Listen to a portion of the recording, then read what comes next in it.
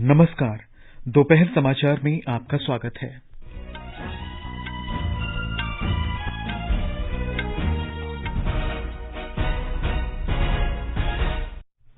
प्रधानमंत्री नरेंद्र मोदी आज गुजरात में विभिन्न परियोजनाओं का शुभारंभ करेंगे और आधारशिला रखेंगे। संसद के दोनों सदनों की कार्यवाही केंद्रीय जांच एजेंसियों के कथित दुरुपयोग और अन्य मुद्दों पर विपक्ष के विरोध के कारण बार बार बाधित। संसदीय समिति ने कोविड महामारी के दौरान बेरोजगार हुए भारतीय प्रवासियों के पुनर्वास के लिए सरकार से कार्य योजना बनाने को कहा। विदेश मंत्री डॉक्टर एस जयशंकर ने आसियान मंत्रियों के सम्मेलन से अलग नोमपेन में अमेरिका के विदेश मंत्री एंटनी ब्लिंकन के साथ बातचीत में भारत अमेरिका संबंधों को मजबूत करने पर विचार विमर्श किया। आपराधिक प्रक्रिया पहचान अधिनियम 2022 आज से लागू।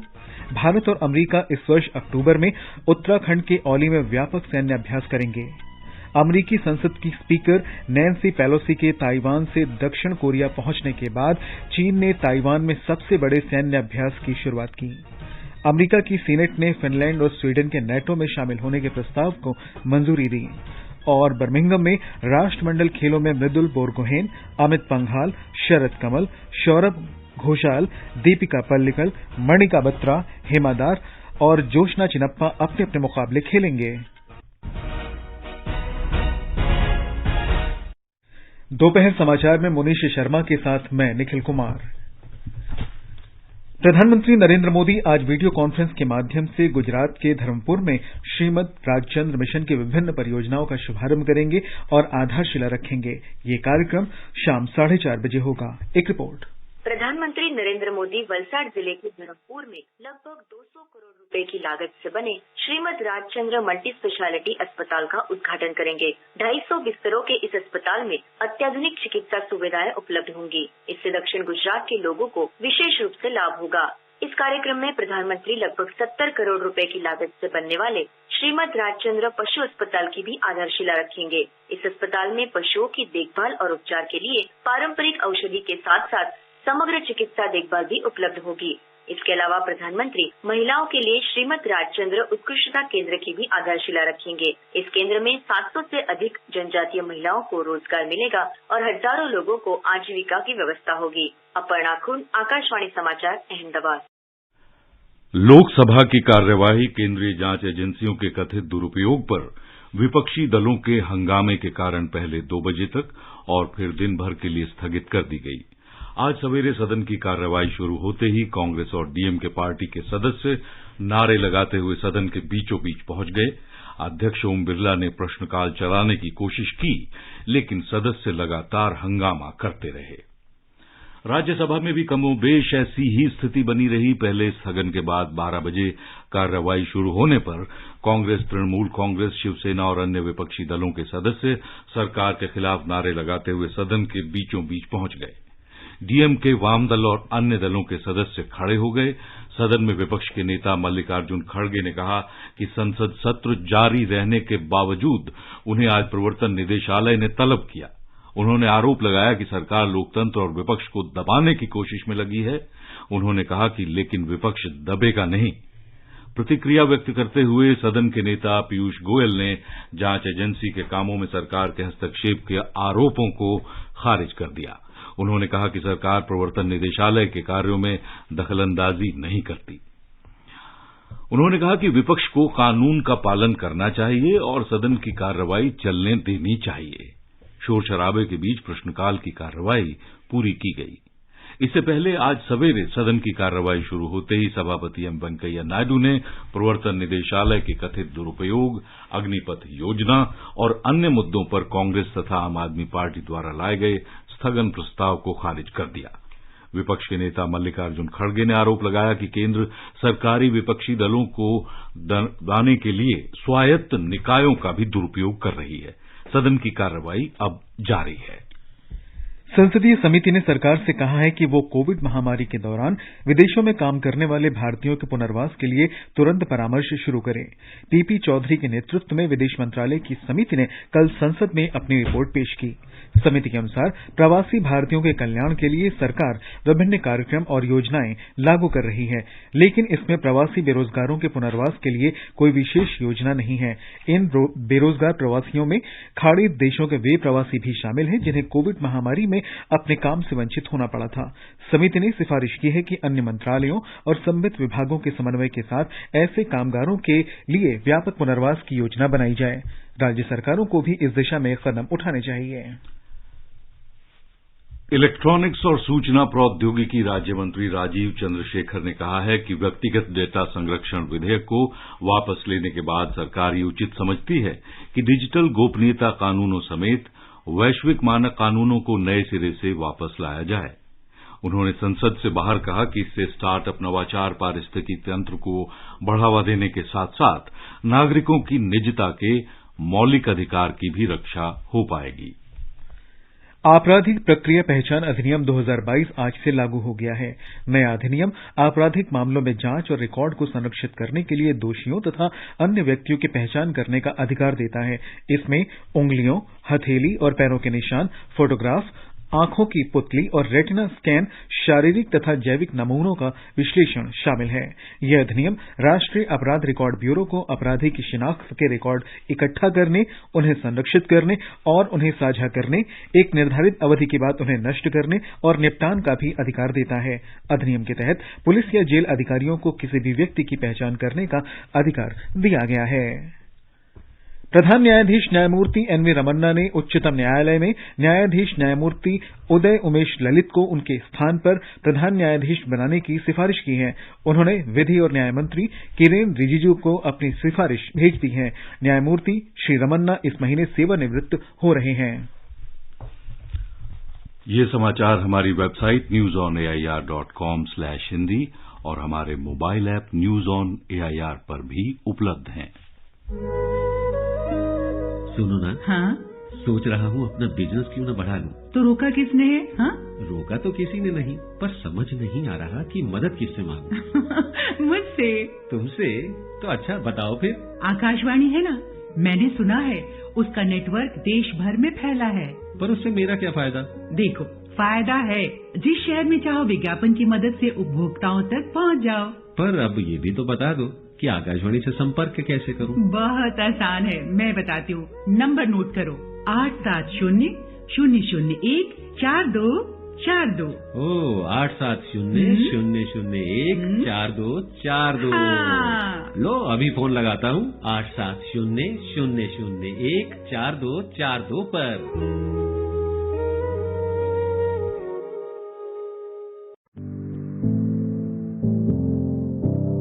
कंपटीशन की अगर आप कर रहे हैं तैयारी, तो उनके लिए ऑल इंडिया रेडियो पर हम लाए हैं अभ्यास, एक ऐसा कार्यक्रम जिसमें आप पूछेंगे सवाल व्हाट्सएप नंबर 9289094044 पर, या फिर ईमेल करेंगे abhyas.airnews@gmail.com पर, और हमारे विशेषज्ञ देंगे इसका जवाब। आपका अभ्यास हमारा प्रयास।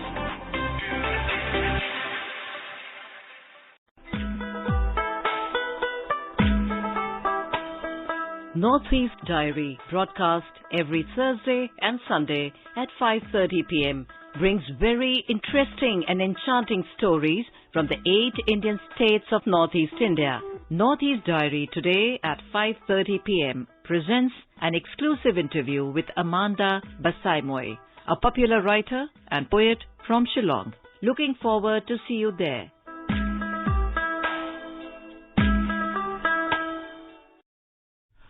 दोपहर समाचार में आपका फिर स्वागत है। मालदीव के राष्ट्रपति इब्राहिम मोहम्मद सालेह ने जवाहरलाल नेहरू बंदरगाह ट्रस्ट का दौरा किया। महाराष्ट्र की यात्रा के दूसरे दिन आज उन्हें ट्रस्ट के अध्यक्ष संजय सेठी ने इसके महत्व और विशेषता से अवगत कराया। ये नवनिर्मित बंदरगाह नवी मुंबई अंतर्राष्ट्रीय हवाई अड्डे के नजदीक है और इसमें परिवहन की सभी सुविधाएं मौजूद हैं।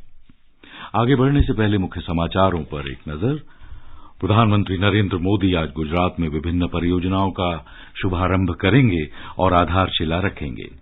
संसद के दोनों सदनों की कार्यवाही केंद्रीय जांच एजेंसियों के कथित दुरुपयोग और अन्य मुद्दों पर विपक्ष के विरोध के कारण बार बार बाधित। संसदीय समिति ने कोविड महामारी के दौरान बेरोजगार हुए भारतीय प्रवासियों के पुनर्वास के लिए सरकार से कार्य योजना बनाने को कहा। विदेश मंत्री डॉक्टर एस जयशंकर ने आसियान मंत्रियों के सम्मेलन से अलग नोमपेन में अमरीका के विदेश मंत्री एंटनी ब्लिंकन के साथ बातचीत में भारत अमरीका संबंधों को मजबूत करने पर विचार विमर्श किया। अपराधी प्रक्रिया पहचान अधिनियम 2022 आज से लागू। भारत और अमरीका इस साल अक्टूबर में उत्तराखंड के औली में करेंगे एक व्यापक सैन्य अभ्यास। अमरीकी संसद की स्पीकर नैन्सी पेलोसी के ताइवान से दक्षिण कोरिया पहुंचने के बाद चीन ने ताइवान में सबसे बड़े सैन्य अभ्यास की शुरुआत की है। अमरीका की सीनेट ने फिनलैंड और स्वीडन के नाटो में शामिल होने के प्रस्ताव को मंजूरी दे दी है और बर्मिंघम में राष्ट्रमंडल खेलों में मृदुल बोरगोहेन, अमित पंघाल, शरद कमल, सौरभ घोषाल, दीपिका पल्लिकल, मणिका बत्रा, हिमा दास और जोशना चिनप्पा अपने अपने मुकाबले खेलेंगे। बर्फ से ढके पहाड़, हवा के साथ झूमते चीड़ चिनार, झीलों पर तैरते शिकारे, हरी भरी घाटियों के दिलकश नजारे। आकाशवाणी समाचार आपके लिए लेकर आया है जम्मू कश्मीर विशेष श्रृंखला एक नई सुबह। हम बात करते हैं विकास की, निवेश की, पर्यटन की, संस्कृति की और रोज हो रहे बदलावों की। FM गोल्ड पर सुनिए हर शुक्रवार रात 9:15 पर आकाशवाणी समाचार की विशेष प्रस्तुति जम्मू कश्मीर एक नई सुबह।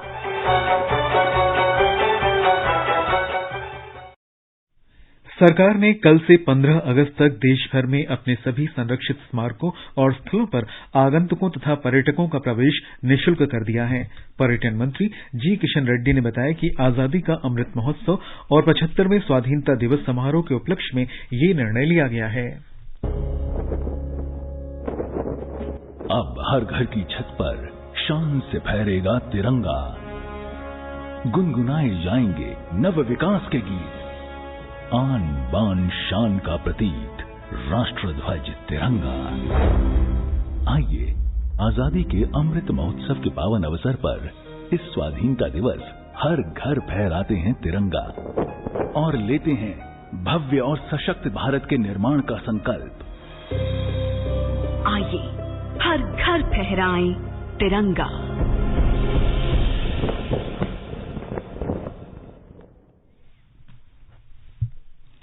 हरियाणा से कांग्रेस के पूर्व नेता कुलदीप बिश्नोई आज भारतीय जनता पार्टी में शामिल हो गए।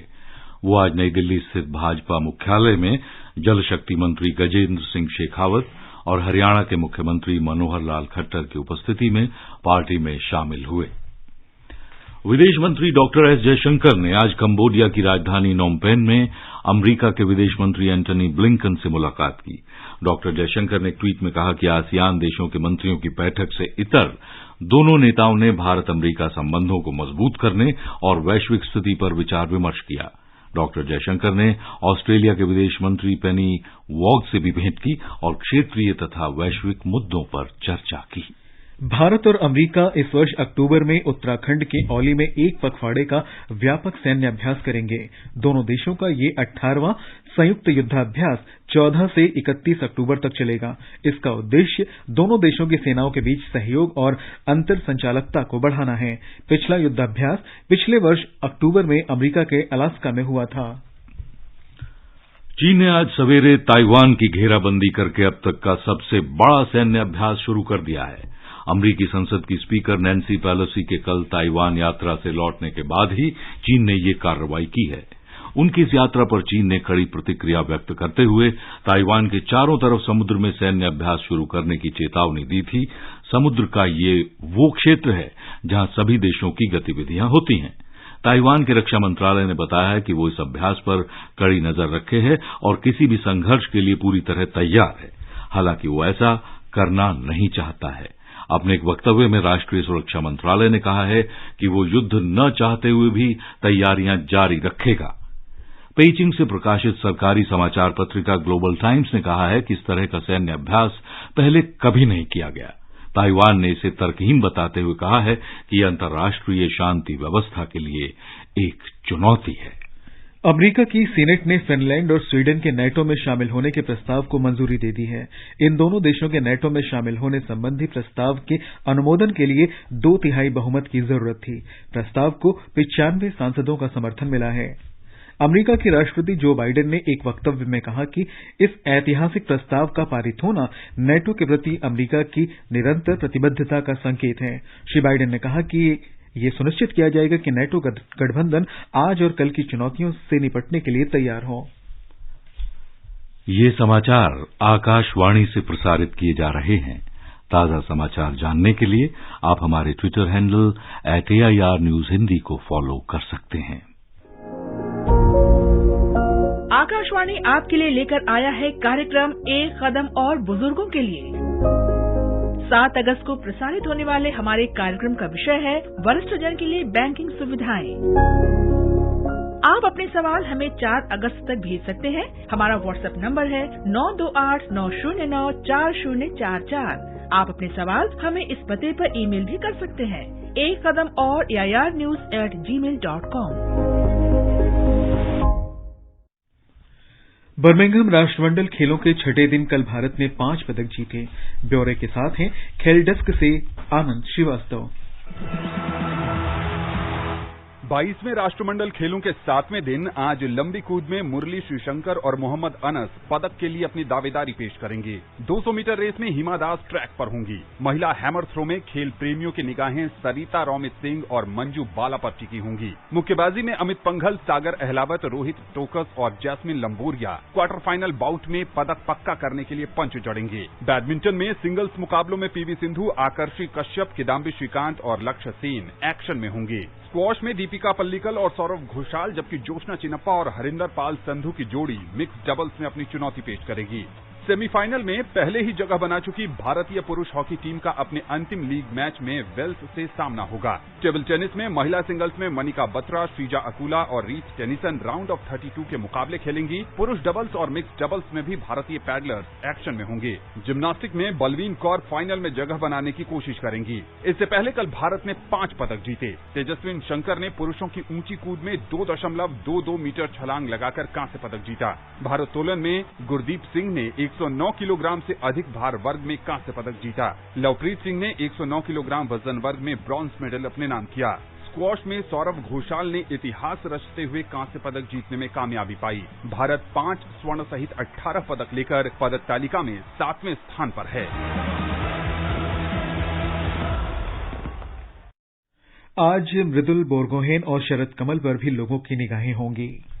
राष्ट्रपति द्रौपदी मुर्मू ने राष्ट्रमंडल खेलों में जूडो में रजत पदक जीतने के लिए तुलिका मान, भारोत्तोलन में कांस्य पदक जीतने के लिए गुरदीप सिंह और पुरुषों के स्क्वॉश सिंगल्स में कांस्य पदक जीतने के लिए सौरभ घोषाल को बधाई दी है। उपराष्ट्रपति एम वेंकैया नायडू, प्रधानमंत्री नरेंद्र मोदी और युवा कार्य तथा खेल मंत्री अनुराग ठाकुर ने पुरुषों की ऊंची कूद स्पर्धा में कांस्य पदक जीतने पर तेजस्विन शंकर को बधाई दी है। उन्होंने पुरुषों की 109 किलोग्राम स्पर्धा में कांस्य पदक जीतने पर गुरदीप सिंह को भी बधाई दी।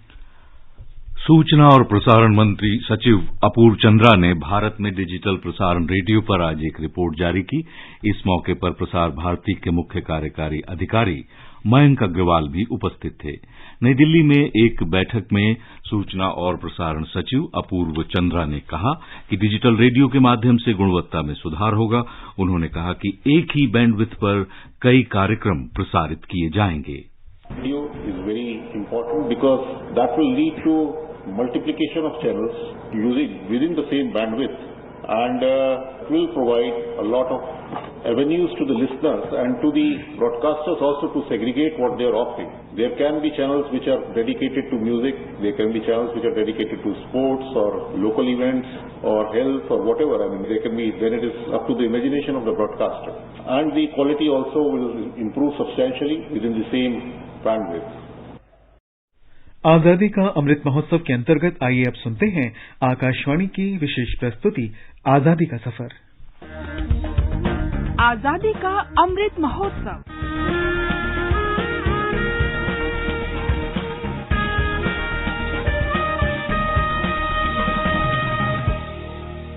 आजादी का सफर आकाशवाणी समाचार के संग एक राष्ट्र का उदय। भारत का गौरवशाली स्वतंत्रता संग्राम आधुनिक विश्व के महानतम स्वाधीनता संघर्षों में शामिल है और आकाशवाणी से हम हर रोज लेकर आते हैं आपके लिए इसी संघर्ष की एक झलक। आज हम राष्ट्रवादी नेता फिरोज शाह मेहता को याद कर रहे हैं, जिनका जन्म 4 अगस्त 1845 को बॉम्बे में हुआ था।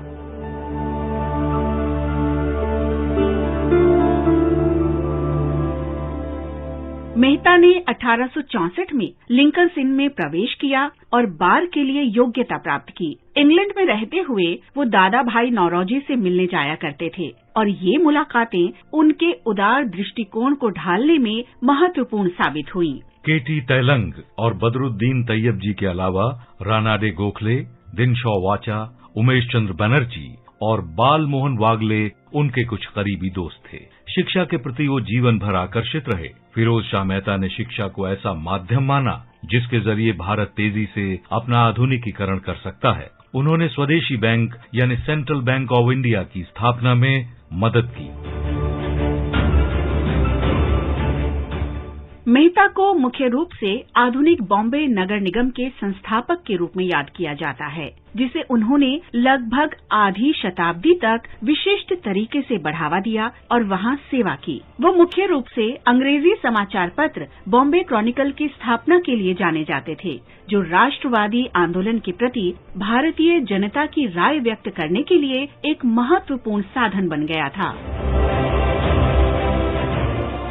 न्यायमूर्ति तैलंग के साथ उन्होंने 1885 में बॉम्बे प्रेसिडेंसी एसोसिएशन की स्थापना की और इसके सचिव के रूप में कार्य किया।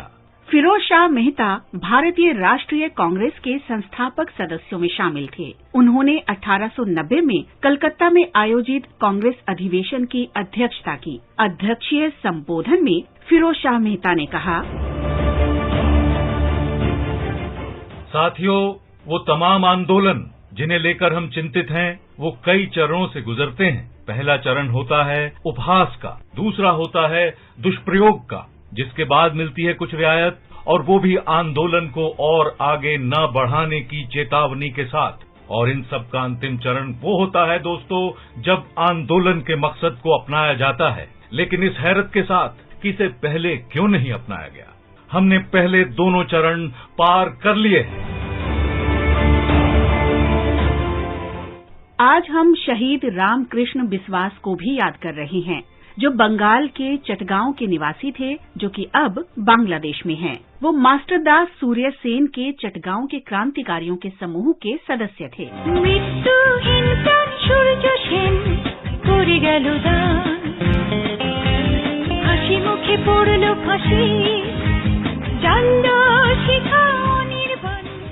उन्हें मास्टरदा ने पुलिस महानिरीक्षक क्रेग की हत्या करने का निर्देश दिया था।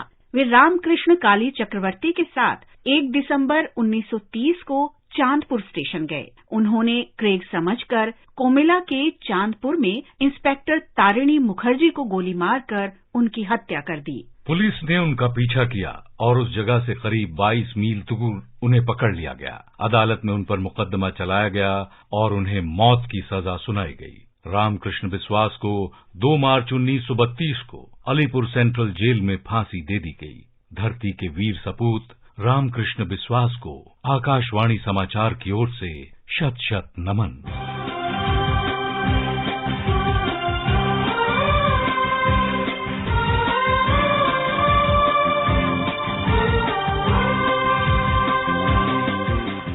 अगस्त लाल सिंह की भी पुण्यतिथि होती है। उनका जन्म 1890 में पंजाब में हुआ था। अंडमान द्वीप में ले जाए जाने के बाद उन्होंने वहां अपना व्यवसाय स्थापित किया। लाल सिंह इंडियन इंडिपेंडेंस लीग में शामिल हुए, इसके लिए धन जुटाया और द्वीप समूह की यात्रा के दौरान नेताजी को ये राशि दान कर दी। जापानी सेना ने जनवरी 1944 में अंग्रेजों के लिए जासूसी करने के झूठे आरोप में उन्हें गिरफ्तार कर लिया और उन्हें सेलुलर जेल में डाल दिया। बाद में उन्हें रिहा कर दिया गया, लेकिन फिर से गिरफ्तार कर लिया गया और 4 अगस्त 1945 को समुद्र में फेंक दिया गया। धरती के वीर सपूत को शत शत नमन।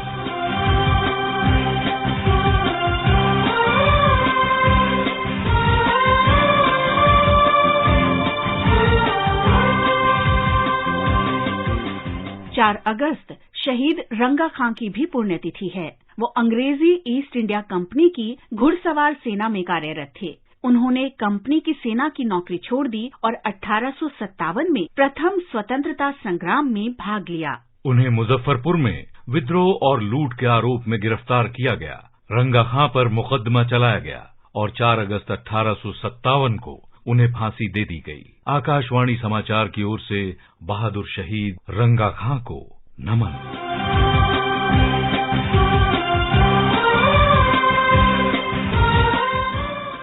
आजादी का सफर आकाशवाणी समाचार के संग श्रृंखला की ये कड़ी यहीं संपन्न होती है। कल फिर मिलेंगे नई कड़ी के साथ।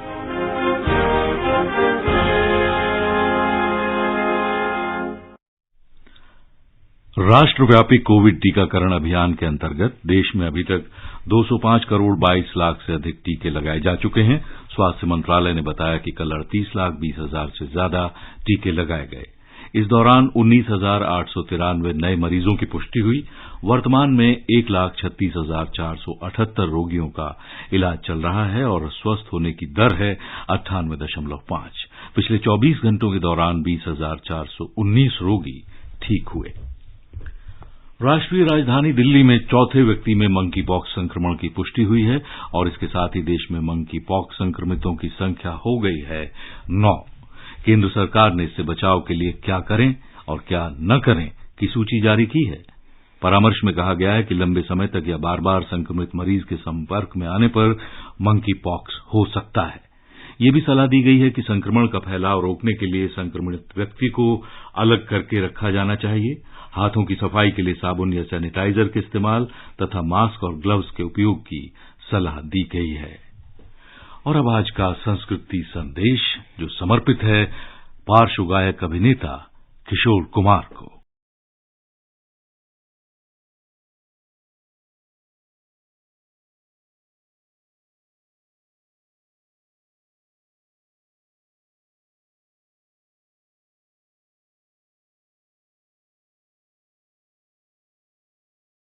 दुनिया के एक ऐसे ही कलाकार थे किशोर कुमार, जिनकी आज जयंती है। एक अभिनेता के रूप में किशोर कुमार ने सबसे पहले 1946 में आई फिल्म शिकारी में काम किया। उन्हें पहली बार गाने का मौका मिला 1948 में बनी फिल्म जिद्दी में। किशोर कुमार ने 1940 से 1980 के लगभग 40 साल के अपने करियर में 574 गाने गाए। मध्य प्रदेश सरकार ने भी उन्हें लता मंगेशकर पुरस्कार से सम्मानित किया। यही नहीं बल्कि मध्य प्रदेश सरकार ने उनके नाम से किशोर कुमार पुरस्कार भी शुरू किया। किशोर कुमार को पहला फिल्म फेयर पुरस्कार 1969 में आराधना फिल्म के लिए दिया।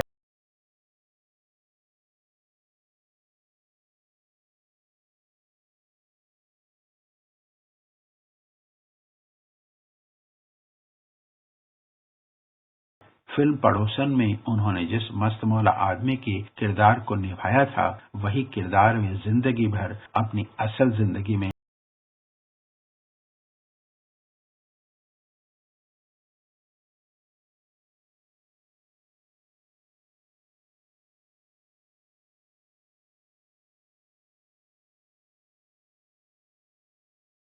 आ जाएगा कि सारी दुनिया को अपनी आवाज का दीवाना बनाने वाले किशोर कुमार 13 अक्टूबर 1987 को खुद खामोश हो गए।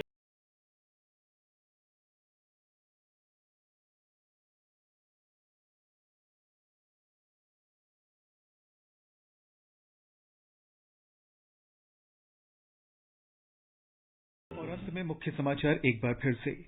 प्रधानमंत्री नरेंद्र मोदी आज गुजरात में विभिन्न परियोजनाओं का शुभारंभ करेंगे और आधारशिला रखेंगे। संसद के दोनों सदनों की कार्यवाही केंद्रीय जांच एजेंसियों के कथित दुरुपयोग और अन्य मुद्दों पर विपक्ष के विरोध के कारण बार बार बाधित। संसदीय समिति ने कोविड महामारी के दौरान बेरोजगार हुए भारतीय प्रवासियों के पुनर्वास के लिए सरकार से कार्य योजना बनाने को कहा। विदेश मंत्री डॉक्टर एस जयशंकर ने आसियान मंत्रियों के सम्मेलन से अलग नोमपेन में अमेरिका के विदेश मंत्री एंटनी ब्लिंकन के साथ बातचीत में भारत अमेरिका संबंधों को मजबूत करने पर विचार विमर्श किया। अपराधी प्रक्रिया पहचान अधिनियम 2022 आज से लागू। भारत और अमेरिका इस वर्ष अक्टूबर में उत्तराखंड के औली में व्यापक सैन्य अभ्यास करेंगे। अमेरिकी संसद की स्पीकर नैन्सी पेलोसी के ताइवान से दक्षिण कोरिया पहुंचने के बाद चीन ने ताइवान में सबसे बड़े सैन्य अभ्यास की शुरुआत की। अमेरिका की सीनेट ने फिनलैंड और स्वीडन के नेटो में शामिल होने के प्रस्ताव को मंजूरी दी और बर्मिंघम में राष्ट्रमंडल खेलों में मृदुल बोरगोहेन, अमित पंघाल, शरद कमल, सौरभ घोषाल, दीपिका पल्लिकल, मणिका बत्रा, हिमा दास और जोशना चिन्नप्पा अपने अपने मुकाबले खेलेंगे। इसके साथ ही दोपहर समाचार का ये अंक समाप्त हुआ। नमस्कार।